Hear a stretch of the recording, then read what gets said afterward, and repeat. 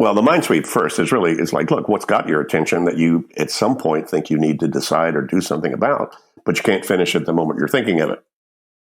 Yeah. You walk into your kitchen and say, wow, I got a bunch of spices that are out of control. Or you walk into your office and go, oh my God, I've inherited an office that's not cleaned up. It's still got a bunch of, crap from the previous guy who was in this office. Or you walk into your life and say, gee, I don't know if I want to be married to this person or not. Or you walk out of your balcony or your porch and see there's a light burned out. Any of those are things that have your attention and will start to spin inside your consciousness unless you either finish them in that moment. But if you don't finish them in that moment, that spin won't stop. And so the idea is to be able to externalize some trigger of what those things are that some part of you trust you'll see soon enough that your brain gets to let it go. But it won't do it otherwise. And you can fool me, but you can't fool your own mind. If you told yourself, I need to change that light bulb or I might want to get a divorce, those things will wake you up at 3 o'clock in the morning and take up about the same amount of psychic space, which is kind of weird. That is weird. Yeah, but it's true. Because that part of you in your psyche, when you're just filing it in your head, that place has no sense of past or future, and it has very little sense of priority. I'm Srini Rao, and this is the Unmistakable Creative Podcast, where you get a window into the stories and insights of the most innovative and creative minds who've started movements, built thriving businesses, written best-selling books, and created insanely interesting art. For more, check out our 500-episode archive at unmistakablecreative.com. David, welcome to the Unmistakable Creative. Thanks so much for taking the time to join us. Delighted to be here. Thanks for the invitation. Yeah, it is my pleasure to have you here. So it's funny, I don't think I've ever used this term before, but you're effectively the godfather of modern productivity. I don't think there's anybody who is listening to this who has no idea who you are, especially if they do knowledge work. And we will get into the whole getting things done framework. But before we get into that, I wanted to start by asking, what is one of the most important things that you learned from one or both of your parents that have shaped who you become and what you've done with your life? To pay attention to what I really want to do and what I seem to be good at and attracted to and go do something about that. Yeah. Did that start really early in your life? Like, Yeah. No, and how did that manifest? The two things I wanted to do when I was like 5 years old, I did not want to be a cowboy or a cop or a fireman. I wanted to be a horticulturist and grow flowers or a comedian. And, I would come into the room where my aunts and uncles or friends would be over. They were playing bridge or whatever, and I would recite a Bugs Bunny album that I had memorized. I mean, at age 6 or 7, and they just thought I was totally hilarious or whatever. So my dad died when I was young. I was 9, and my mom kind of raised me and my older brother by herself. But she decided that she would give me acting lessons because there was actually quite an elegant summer theater and amateur theater in Shreveport, Louisiana, where I was growing up. And they were offering acting lessons for kids. So she, as a birthday present for me, I think when I was 10 or 11, so she gave me acting lessons. And it turned out that they were doing a major event, The King and I, for a whole summer. They were opening $1 million playhouse, which was a lot back in 1955 or 50, whatever. Yeah, that's when that was. And I turned out I got the part of Lewis in The King and I. So I got to spend a summer, on stage, with semi-professional. It was semi-professional. They had professionals from New York and from Houston or other places that were playing some of the lead roles. So I got to play, I got to experience what it was like to sort of be on stage and have all kinds of people's attention and to meet some pretty sophisticated folks, at least for the culture I was growing up in. So that was, that was a great example of, my mom noticed something I was good at and said, let me help support, what that's about. So, yeah. Why do you think more parents don't notice that in their kids? I grew up in an Indian culture, so, and I've talked about this on the show before, we're kind of force-fed certain career options, even if we show interest in certain things. And we spend, the next 40 years of our lives trying to undo that. And so I wonder, why that is. And what would you tell parents who are listening about that? I don't know. my mom still had the same sort of, David, go get a degree. Don't, I know you want to be an actor, or maybe you're a dancer, or you might want to do some of that other stuff, but you better go get a college degree so you can always make sure you have a good job. Because she was a depression baby, and so there was, huge sensitivities about making sure you had financial whatever. And I know the Indian culture, at least from what I can tell, is quite competitive, and everybody's, need to make sure you're on the right track, and there's only a few slots at the top, and all the parents want to make sure their kids get all those great opportunities to do that. So I think that's understandable. And I grew up in a culture where there weren't a whole lot of other options. Consultant, what's that? If you were smart, you either became a teacher, a doctor, or an attorney. If you weren't quite so smart, I don't know, or you didn't quite have those aspirations, you sold insurance or sold cars. That was about it.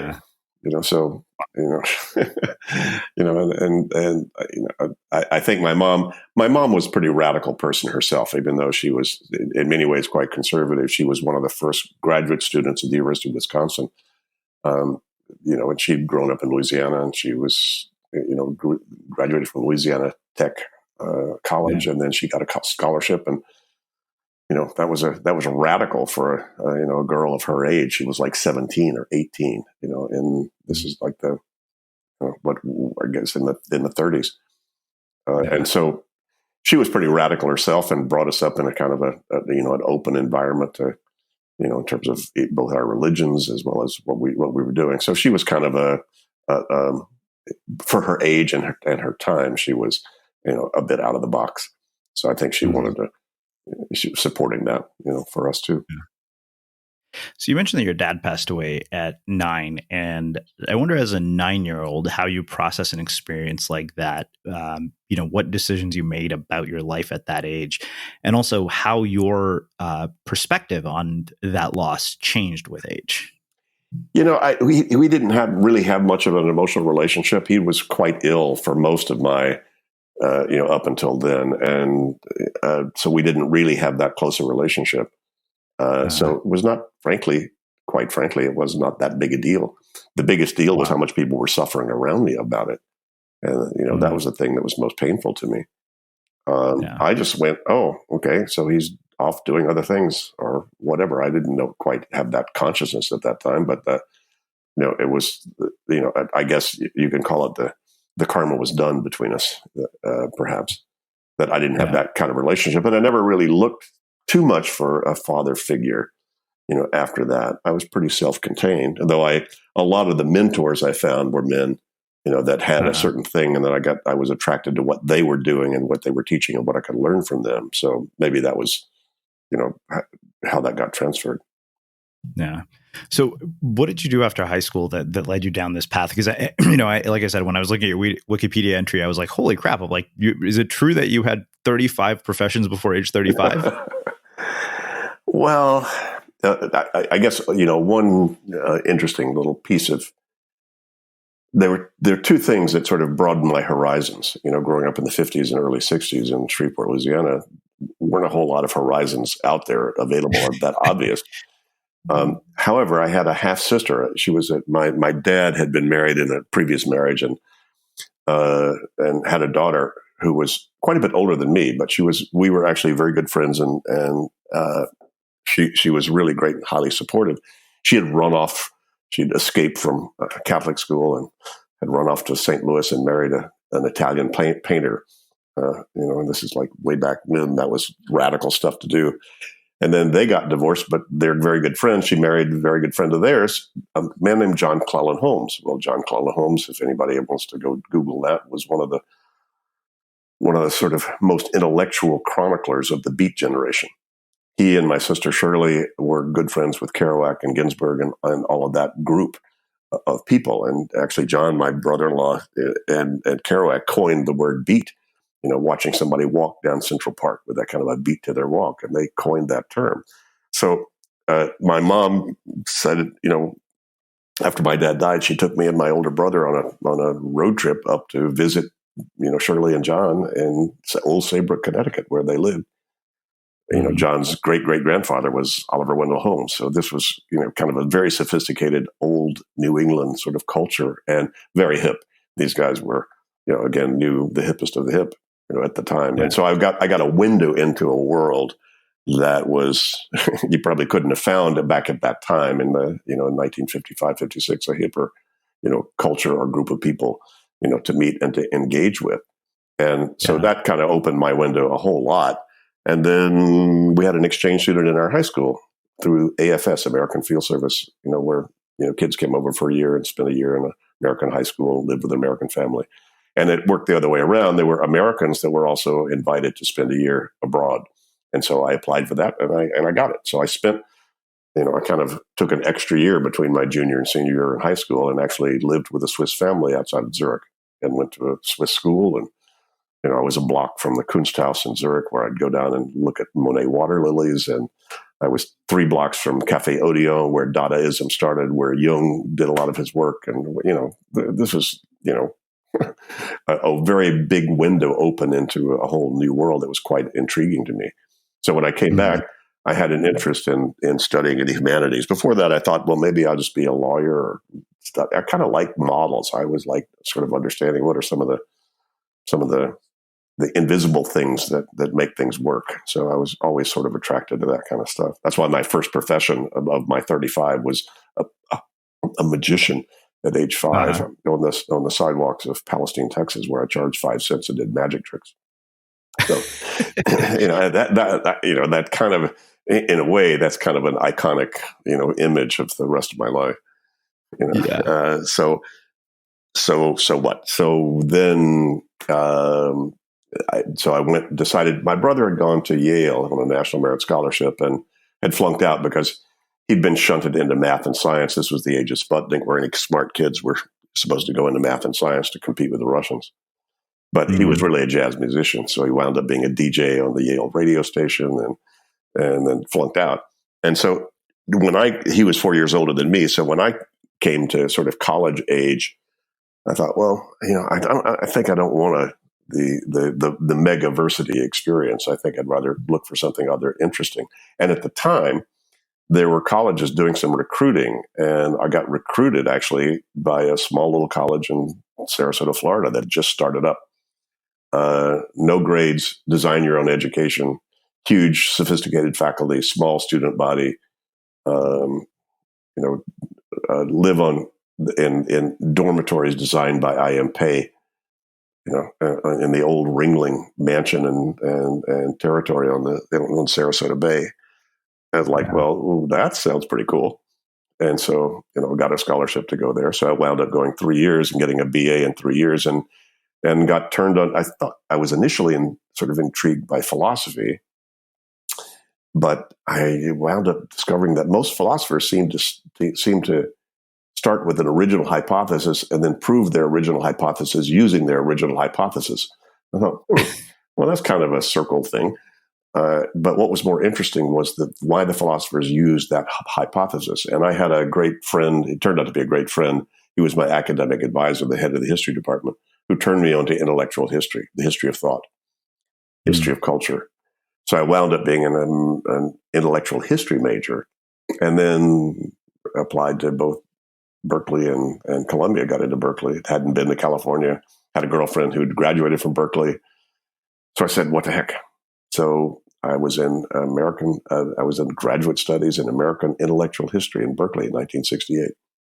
So there was that actually, believe it or not, that's actually a very short version of still a very long story, even up to that point. Oh, I still have lots of questions about the story. So it's funny. So one of the things that made me want to ask you is about education in its current form, because you seem to have been educated in a way that is very different than the way sort of our standard, even people who are educated at the highest level are educated.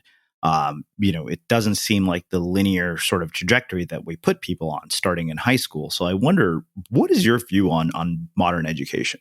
I can't say that I really have one.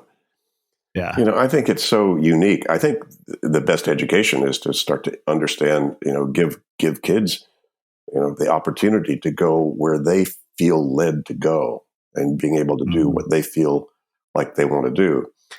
That said, there's a whole lot of value. I mean, a lot of companies understandably hire people with a degree, because if you can hang out and get a degree, it at least shows that you can hang into something that you hate, to get some sort of a completion at the end of that, which is a lot more than what a lot of kids, learn how to do till later in life.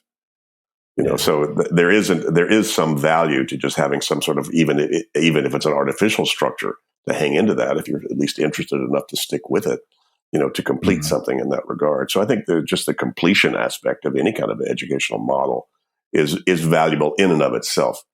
I mean, that said, I loved, going to a school that had no grades and designed my own education and no rules, and we kind of made it up, and they gave us the opportunity to sort of decide how to run our own lives, which again, a little iconic for what I wound up doing professionally. Yeah. Berkeley in the 60s, or in the time that you were there, I remember I would see these pictures from Berkeley, and I was a Berkeley undergrad, as I said before, we hit record here. And sometimes I look at the experience and I'm like, did I miss out? Did I not treat this as the experience that I could have? Did I not get all of it that I could have because of how I chose to treat it as nothing more than a path between me and employment? What do you think was different than now in terms of the culture around an institution like Berkeley? I don't know. Berkeley was always a little crazy. Still is always a little I just read they decided to change the name on the manholes to people holes or person holes.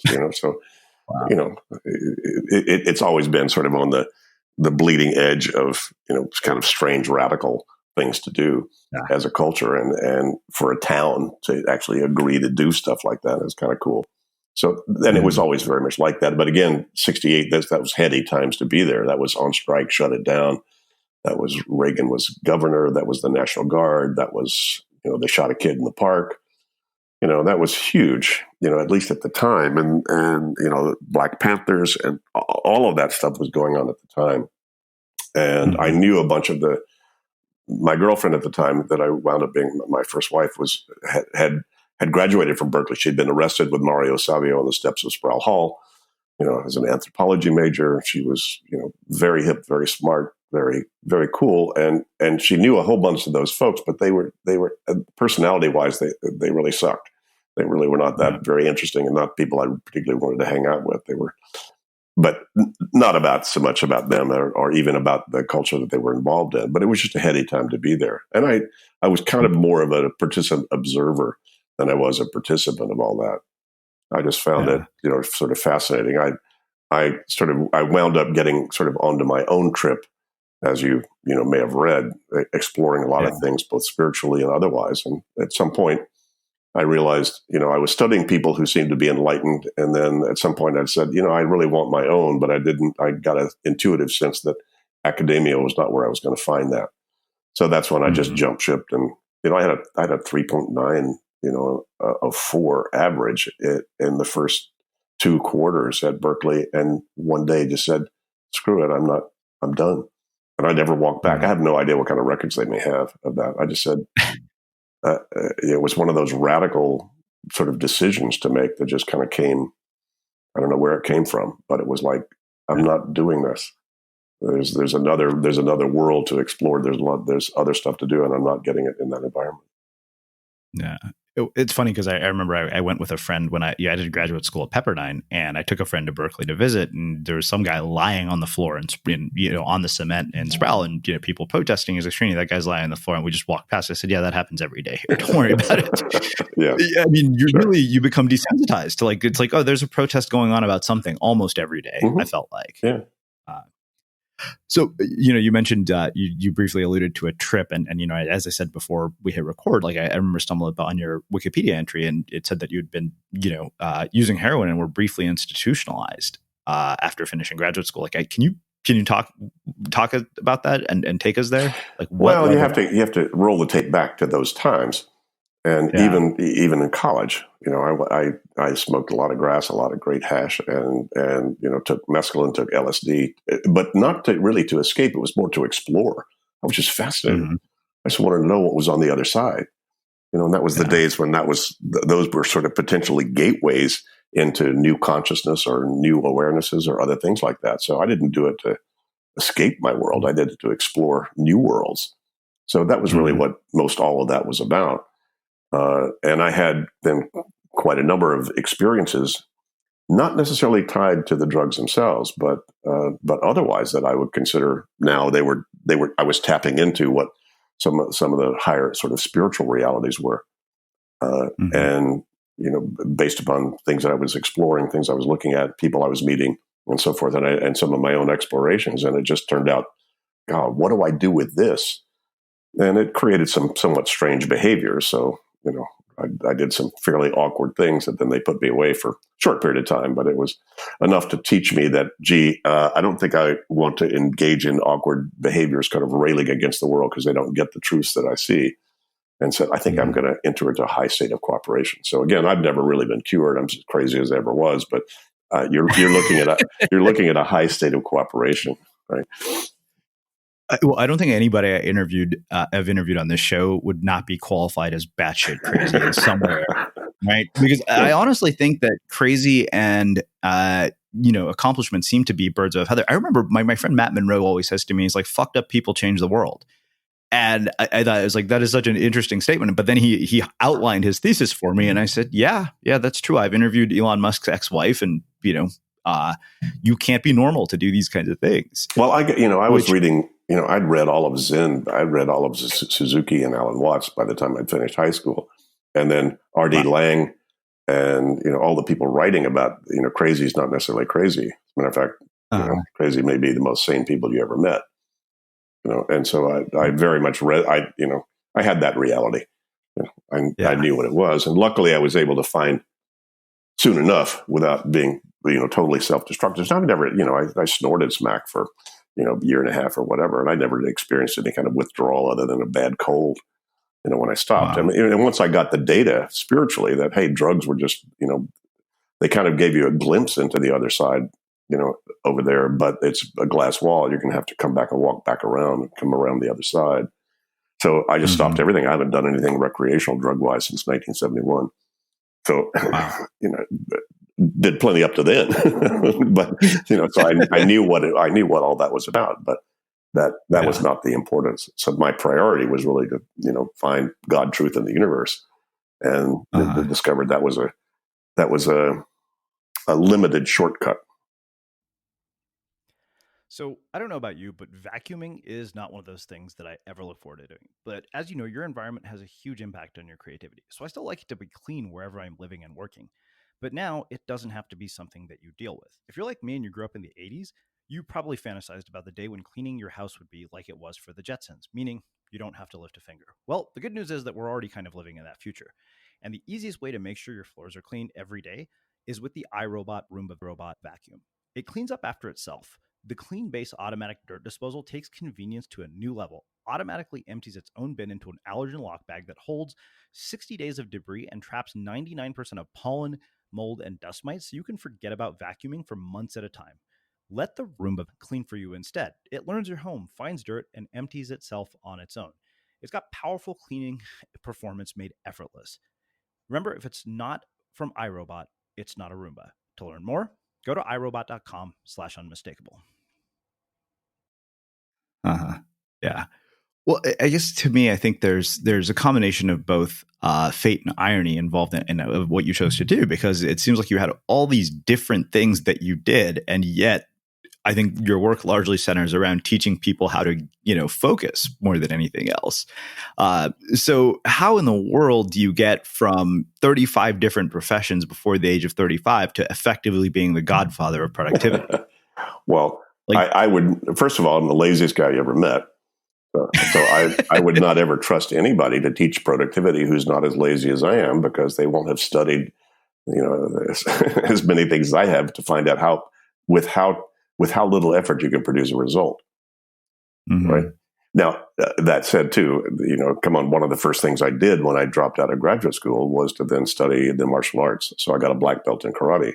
By the way, while I was doing all the other stuff, and talk about a place to learn focus, standing, on top of 3 inches of wood that your hand needs to go through. Believe me, you don't want to focus on being hurt. You want to focus on being all the way through the boards. So I started to train myself and got trained in a lot of, focus techniques simply through the martial arts training. And then I also wound up getting involved in discovering, a lot more information about sort of the spiritual worlds and how people, then navigated those in a very practical way.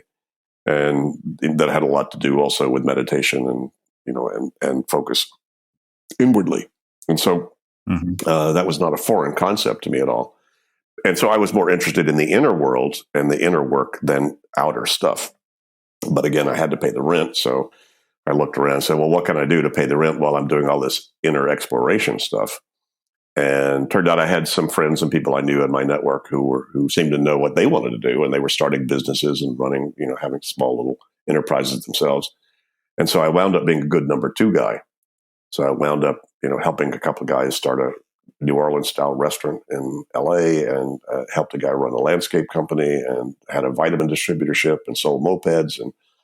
But I would just go in and say, well, what are they doing? How much easier could we make this? Now they call that process improvement, but I was just lazy. I said, come on, there's got to be some easier way to get those bills out, or some easier way to manage the crew on the landscape, whatever. So I just couldn't help, looking at those kinds of things. And then I'd help fix it, and then I get bored. so then I'd leave and go find another gig. And then I discovered they actually call those people something and they pay them. They're called consultant. So I couldn't spell it now. I R1. So 1981, hung up my shingle, Allen Associates, right? And then said, okay, well, maybe I can somehow make a living just project by project if I do this. And again, that was not something that was in my repertoire before, but I started to meet people given some of the work I was doing in personal growth and self-development. I was part of the Insight seminar group that sort of grew out of the EST actualizations, LifeSpring, sort of personal development, personal growth stuff. Very powerful, very wonderful stuff. And I became a facilitator, but that was all avocational. They weren't paying people to do that. It was all, voluntary. But anyway, given all that, I had a network of people, some of whom were pretty sophisticated consultants. So I wound up trying to find out, okay, what kind of model could I have in case it wasn't clear how to help somebody that I might want to do my consulting business with. It'd be nice to know some models or some model I could pull out of my back pocket in case it wasn't clear, that I could walk them through that model and it would improve their condition. So I got very hungry for that, finding models that would work for anybody, no matter what the business was, or what they were doing. And at the same time, I'd sort of discovered through my meditative and spiritual and martial arts practices how cool it was to have a clear head. And so, I started both looking for model. As my life was getting more professional and complex, I discovered how easy it was for my head to get, distracted. So I said, let me find some techniques for myself, and then wound up, very long story, very short, but I wound up having a couple of mentors that taught me some key pieces of what then later on, 30 years later, would be called GTD, and discovered, God, they work for me. And then I turned around and used the same practices with my consulting clients, and it worked for them too. They created stability, created control, created more of a sense of focus, created more space to focus on meaningful things. I mean, all those good golden goodies, essentially. And so I went, wow, that's really cool. So that became sort of the core of my own consulting practice. And then, head of human resources for Lockheed saw what I was doing and said, God, we need that in our whole corporation. Can you design a training doing what you're doing that we can reach a whole lot of people instead of one at a time? So I designed a workshop, 2-day personal productivity workshop for Lockheed, 1983, 84, and it worked. So I found myself thrust into the corporate training world. God, who'd have thought? If you told me in 1968 in Berkeley I was going to be in the corporate training world, I'd said, and what are you smoking? Come on. Give me a break. Yeah. But it turned out that was the ripest audience for what I had to offer, what I'd learned, and they were willing to pay for it. And so, wound up creating kind of a boutique consulting and training company. Had a couple of partners that came in and out, over the next, 10 or 15 years. And it was mostly just boutique. I wasn't particularly aspirational or entrepreneurial. I was more of an educator and a motivator, I guess, than anything else. Just finding out what I found, and then loved having an opportunity and a platform to be able to share that with people that worked. You without fail, if you capture, clarify, organize, reflect on anything that's got your attention, you're going to be more productive and have more clear space to do whatever the cool things are you want to do. And so it took me a long time to discover that was unique and nobody else seemed to have done it. That's when I wrote the book. So, I want to get into all of those things, but there's one other thing I want to ask you before we do that. I think to me, one of the things, and maybe this is just a gradual byproduct of sort of your life experience, but it seems like you've undergone a pretty radical identity shift from sort of, a person who was experimenting with drugs, messing with things like heroin and 35 jobs before you're 35, to be this person who is basically, like I said, I mean, David Allen and productivity are kind of synonymous in a lot of ways. And so I wonder, what is it that leads to that kind of an identity shift internally for somebody? Because I think what I keep finding when I talk to people who come here is that if an internal identity shift of some sort doesn't occur, you could change everything external, but it's always going to go back to the way it was before. Well, yes and no, at least in my case. If you look back at age 5, why was I interested in being a magician? I loved the fact that there is a world you can't see that affects what we can see. And if you could get a hold of what's driving in the inner or invisible world, that's essentially driving and dictating what's happening in the material world, wow, you could make stuff move without having to move. How cool would that be? Right. And so the idea of being able to get a hold of something internally that then had an effect externally without it fail, that made things happen better, easier, more elegantly, and opened up space to have more, elegant and rich experience in your life. I said, how cool is that? So in a way, that never changed. So it took a lot of different forms, as you can obviously tell, as I was going along. But and sure, I went through, I've been through 50 years of spiritual and personal growth and all that stuff. So it wasn't, just a long string of epiphanettes, not one big wake up one morning and I'm a different person, I'm still kind of the same guy if you've met me when I was 12, though I didn't really know who I was and wasn't certainly as comfortable in my own skin, back then. And I was a real people pleaser. I hated conflict. And so I learned how to sort of play everybody's game so that I didn't have to come into conflict with anybody or anything. I had an aunt and uncle that would yell at each other at playing bridge, and I would get sick to my stomach. And, I couldn't stand any of that. So, learning how to sort of cooperate with the world, I didn't know who I was. So I lost me, or there was never the conscience of, well, who's David? What does he want to do in there? So it was a lot of years of my own self-development process to find out, well, what does David really want? No matter what other people think he should want. And so I suppose, the big transformation was the day I decided not to go back to graduate school that next morning and say, wait a minute, that's not all the way up until then was sort of doing my picture of what was supposed to be the hippest, coolest, neatest thing to do. I was pretty hip and cool, actually, given all of that. So I had a lot of reference points about how to create a nice picture of what hip and cool and great would be. But at some point I went, that's not me. There's something else I need to go for. There's something else I need to do. And I think taking that step was probably maybe to your point, maybe that was the step, that indicated my willingness to follow sort of my own inner path versus the outer path. Yeah. Well, let's get into the whole getting things done framework. You said capture, clarify, organize, reflect, engage. But there's one thing that you wrote in the book, which I wanted to ask you about because one, I happen to agree with it. I mean, I've written posts about this myself. You said this must be an external system, not in your head, which the brain scientists have concluded is a lousy office. And I wrote a piece saying your brain is a terrible place to store information. But you being who you are, I wonder, what is your research shown about this and why does that matter? Why does that matter? I didn't do the research. I've read the research. Okay. So, I'm too lazy to do all that research. God, that's huge amounts of stuff.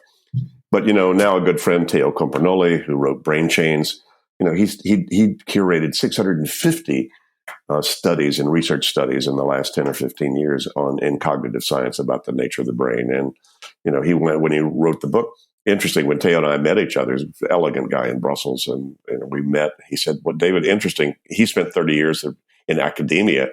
And what he came up with, the conclusions are the same thing that I came up with 30 years later on the streets. I think maybe you could say that the success I've had is because I've never had a traditional course in business psychology or time management in my life. Yeah. Mine is all street smarts or street experience. Well, I think that makes a perfect segue to actually talking about each of these concepts. So let's get into capture. I think that capture is one of those things that one of the things I have always said to people is nobody has a shortage of ideas. They just lack the discipline to capture them. And people are always like, how do you consistently produce written content? And I said, well, I have an idea repository where I am always writing things down for blog post ideas, even if they're half baked. But you give sort of three things in this capture idea, right? An in tray, a capture tool, and a mind sweep. Can you talk about what those are? Sure. Well, the mind sweep first is like, look, what's got your attention that you at some point think you need to decide or do something about, but you can't finish at the moment you're thinking of it. Yeah. You walk into your kitchen and say, wow, I got a bunch of spices that are out of control. Or you walk into your office and go, oh my God, I've inherited an office that's not cleaned up. It's still got a bunch of, crap from the previous guy who was in this office. Or, you walk into your life and say, gee, I don't know if I want to be married to this person or not. Or you walk out of your balcony or your porch and see there's a light burned out.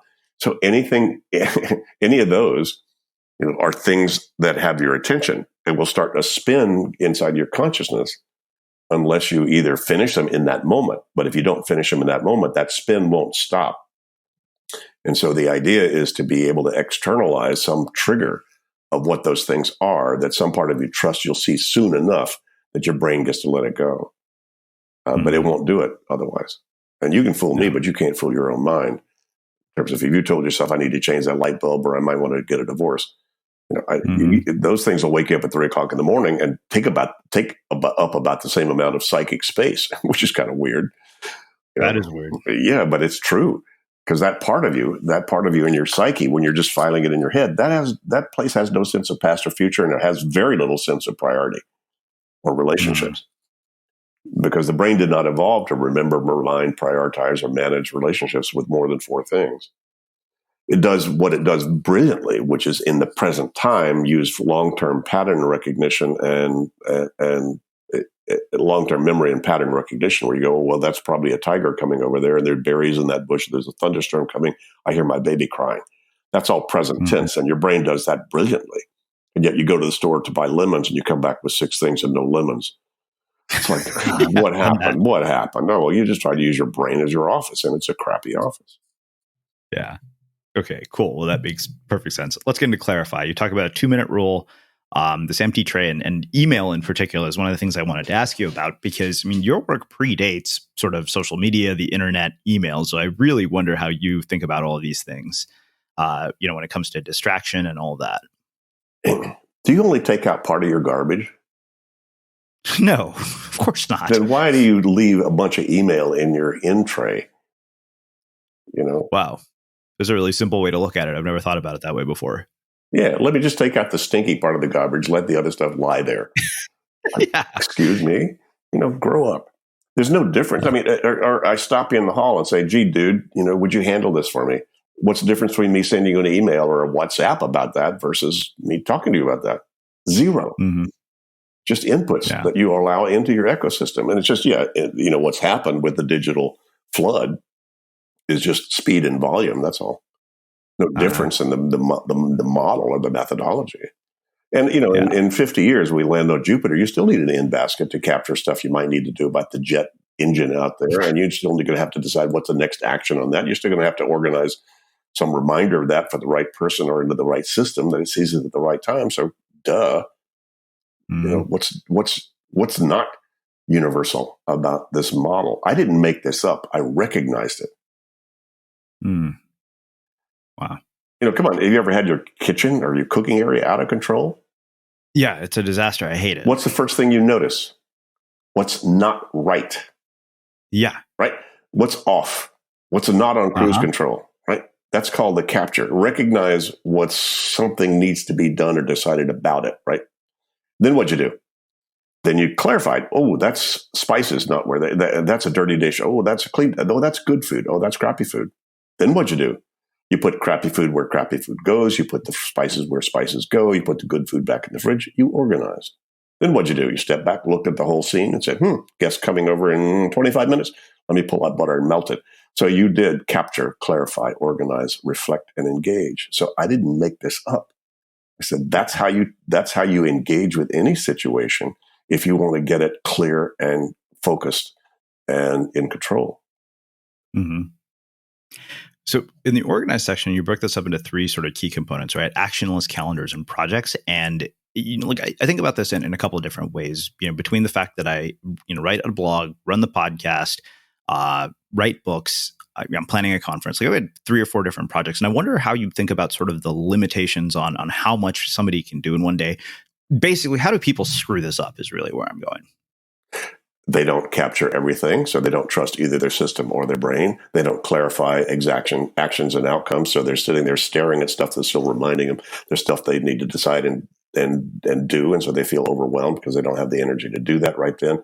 They don't have a trusted system that they look at consistently that has the whole inventory of their gestalt of all their commitments. So then number 4, they then engage. They don't look at the whole totality of what that gestalt is and all the contents of their commitments and the actions embedded in them. And therefore, number 5, they're driven by latest and loudest instead of strategic, intuitive intelligence. And you could pick any one of those. And you'll fall off.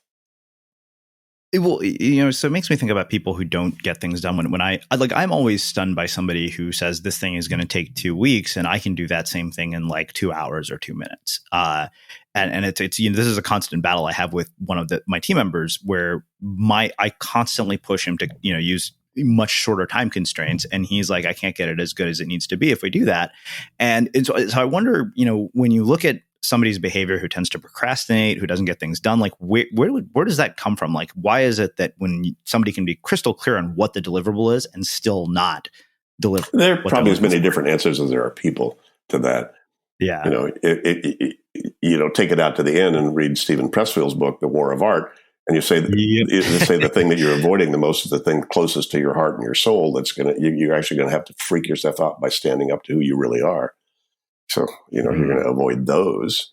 And, for the most part, practically speaking, a lot of those you're going to avoid is you're going to avoid, stopping and thinking about stuff that you need to think about because you're afraid of how many things you might have to think about if you started to think about it. So you don't think about it at all. And then it hangs up.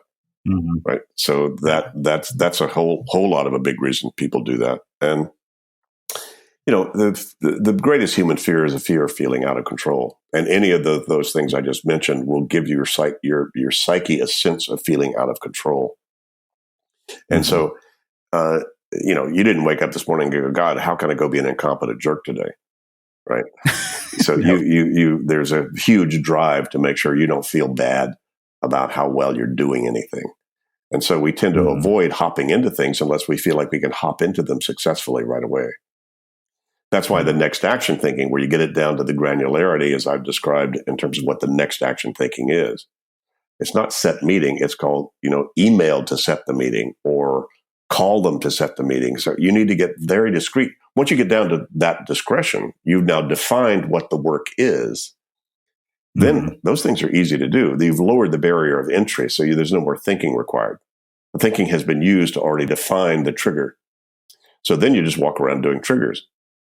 So you're smart one evening when you make a big plan about the Christmas dinner and you make a great list of all the stuff to do. The next day you wake up, hungover, but you pick up the list from your partner and go to the store and still hungover, kind of thick and stupid, and you do smart stuff.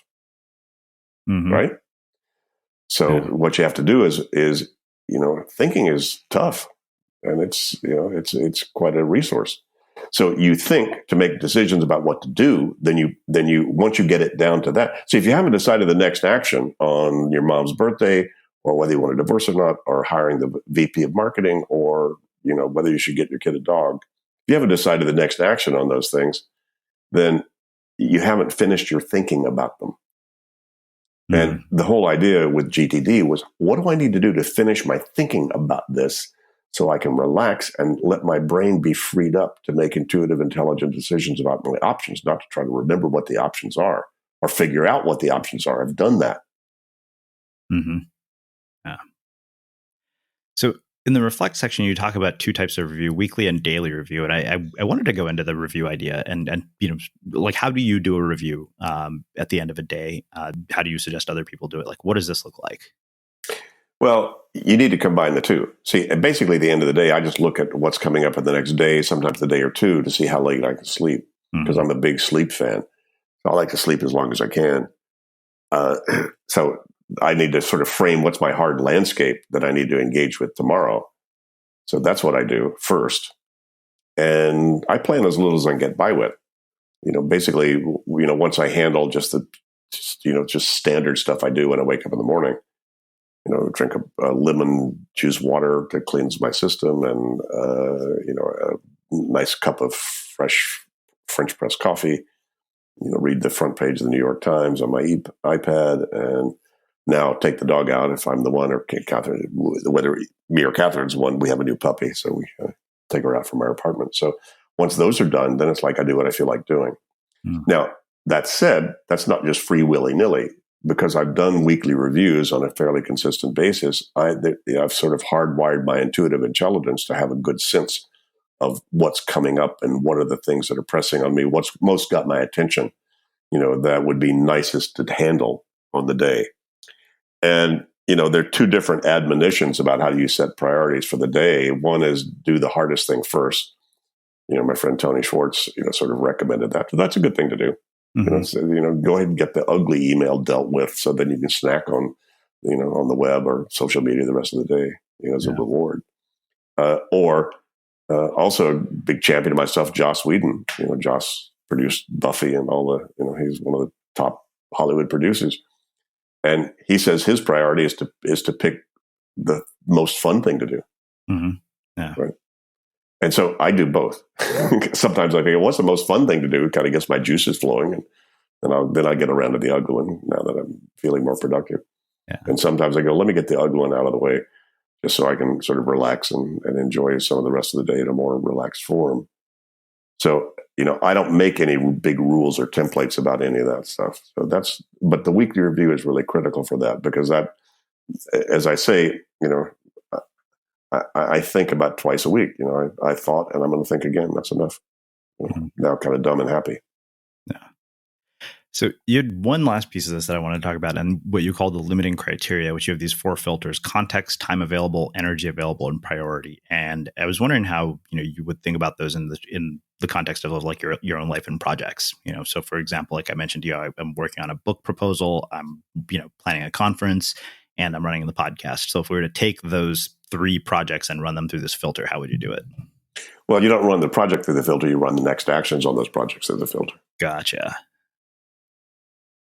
So what's the next action? And, if the next action's an errand you need to run, that's different than the next action's a waiting for. That's different than the next action is something you need to talk to your life partner about. That's different than, so you need to get down to the action level. That's where the context comes into play. The other context where you lift up on your horizons, where you say, okay, if you're talking about which of those are your biggest priority, well, I say, well, great. What are you doing with your life? What are the key elements and key aspects of your life? And so we could go up to horizon 2, which are what are the things you need to maintain? With your job description, what are you responsible and accountable to yourself to be doing well? And then you could go up to there and say, well, great. Where do you want to be, 2 years from now? So which one of these is going to be the most important to make sure you get there? And by the way, what's the vision you have about lifestyle and career 5 years from now? And so which one of these is going to be the most important for you to move on in terms of the action steps to move forward, move the needle on? And then you can go all the way up to, hey, why are they frigging on the planet? Which one of these is going to fulfill your life purpose the most or the best? So, that's one of the things GTD that I did over these years was recognize how simple could I get? And I couldn't get it any simpler than the 6 horizons. We have these commitments: purpose, vision, goals, areas of focus and responsibility, projects, and actions. And those all have different content. So it's kind of like, which one of those do you need to look at for you to decide what you need to do? Wow. This has been really, really interesting and amazing and thought provoking. I've learned a lot, which is always a good sign, and I've learned a lot that I didn't already know, especially as somebody who is obsessed over productivity and attention management and stuff. So I was kind of like, okay, I wonder what we're going to talk about. But this has been fascinating. So I have one last question for you, which is how we finish all of our interviews at the Unmistakable Creative. What do you think it is that makes somebody or something unmistakable? Relax and find out what your signature is. What's the unique thing about you that's different from anybody around you? And I think uncovering what your signature is, everybody has a note, everybody has a song, essentially, and trying to find out what that is. And what do you need to do to find that? Sometimes, and that's very different for anybody, and even for the same person at different times. Sometimes it's rest and relax and do nothing and then see what shows up. Sometimes it's just just go crank it, put your shoulder to the wheel and just crank this stuff out, and just exhaust yourself like crazy and then see what shows up. And who knows? I just say, pay attention to what has your attention and start to be willing to, follow that call. Amazing. Well, I can't thank you enough for taking the time to join us and share your story and your insights with our listeners. Where can people find out more about you, your work, the book, and everything else that you're up to? Oh, just gettingthingsdone.com. We've now partnered with people all around the world. We're now represented in 70 countries around the world with trainings and coaching based upon this methodology. And we've certified all these master trainers that are doing this. So that's a lot of what my business is now, is just supporting these people that are getting this word out. My mission is that we create a world where there are no problems, only projects. And so, probably not going to see that finished in my lifetime. So I'm still busy. Yeah. Awesome. And for everybody listening, we will wrap the show with that. Thank you for listening to this episode of the Unmistakable Creative Podcast. While you were listening, were there any moments you found fascinating, inspiring, instructive, maybe even heartwarming? Can you think of anyone, a friend or a family member who would appreciate this moment? If so, take a second and share today's episode with that one person, because good ideas and messages are meant to be shared.